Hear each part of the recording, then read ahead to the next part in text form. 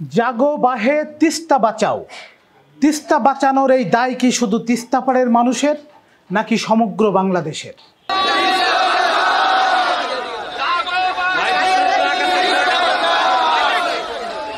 ভারত সরকার অতীতে যে টালবাহানা করেছে তিস্তা নদী নিয়ে, তিস্তার পানি হিস্সা নিয়ে, সেই টালবাহানার আসলে শেষ কোথায়? তিস্তা ইস্যু নিয়ে ভারতের মোদী সরকার কখনো তার পশ্চিমবঙ্গের মুখ্যমন্ত্রী মমতা বন্দ্যোপাধ্যায়ের কথা বলেছে, কখনো বিভিন্ন ইস্যু দেখিয়েছে।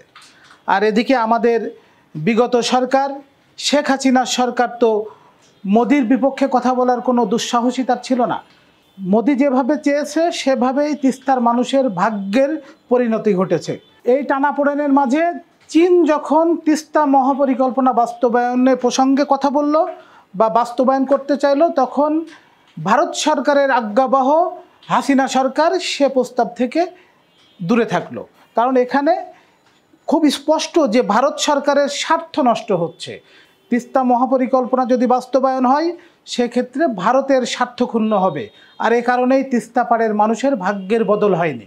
বৃহত্তর রংপুরের কৃষি অর্থনীতির পুরোটাই জুড়ে আছে তিস্তার পানিকে ঘিরে। তিস্তাপাড়ের মানুষের যখন পানির প্রয়োজন হয় তখন ভারত সরকার সে পানি আটকে রাখে, আর যখন তিস্তাপাড়ের মানুষ পানি চায় না তখন ভারত পানি ছেড়ে দিয়ে বন্যায় ভাসিয়ে দেয়। আর এতে করে শুধুমাত্র রংপুর অঞ্চলেই 10,000 কোটি টাকার ফসল নষ্ট হয়। এটা একটি ভূ রাজনীতি হতে পারে। বাংলাদেশ খাদ্যশস্যে উন্নত হলে ভারতের উপরে আমাদের নির্ভরতা কমে যাবে। ভারত আমাদের এখানে খাদ্যশস্য আমদানি করতে পারবে না, যেটি একটি বৃহৎ অংশ ইন্ডিয়ার উপরে আমাদের নির্ভর করতে হয়। তিস্তা ইস্যুকে কেন্দ্র করে সম্প্রতি রংপুরের মানুষ 48 ঘন্টা তিস্তা বাঁচাও আন্দোলনের কর্মসূচি ঘোষণা করে। এখানে বিভিন্ন স্লোগান দেওয়া হয়, জাগো বাহে তিস্তা বাঁচাও, জাগো বাহে কোনটা সবাই, দুলু ভাই ডাক দিছে আইসো আমরা তিস্তা বাঁচাই।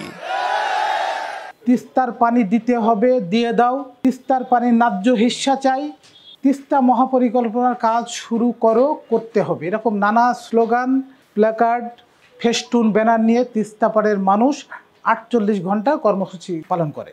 তিস্তাপাড়ের মানুষ সন্ধ্যাবেলা মশাল প্রজ্বলিত করে একযোগে বলতে থাকে, জাগো বাহে তিস্তা বাঁচাও। আবার পানিতে নেমে প্ল্যাকার্ড প্রদর্শন করে, বিক্ষোভ প্রদর্শন করে, তিস্তা বাঁচাও। তিস্তার পানির যে ন্যায্য হিস্সা সেটা আমরা আসলে কবে পাবো? তিস্তা নদী রক্ষা কমিটির প্রধান সমন্বয়ক আসাদুল হাবিব দুলু, বাংলাদেশের এই অঞ্চলের মানুষ জেগে উঠেছে তাদের ন্যায্য পানির দাবিতে। তিনি ডাক দেন জাগো বাহে তিস্তা বাঁচাও। এদিন বিএনপি সহ সর্বস্তরের জনগণ এই নদী রক্ষা আন্দোলনে এদিন বিএনপির নেতৃত্বে স্থানীয় মির্জা ফখরুল ইসলাম আলমগীর, শামসুজ্জামান দুদু সহ প্রধান অতিথি হিসেবে ভার্চুয়ালি যুক্ত ছিলেন তারেক রহমান।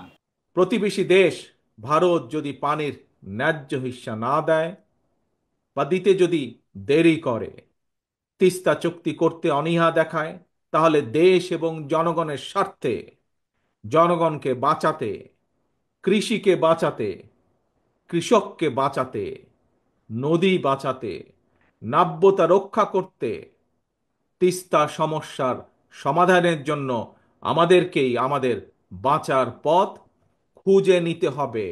সকলেই একই কণ্ঠে বলে ওঠে, জাগো বাহে তিস্তা বাঁচাও।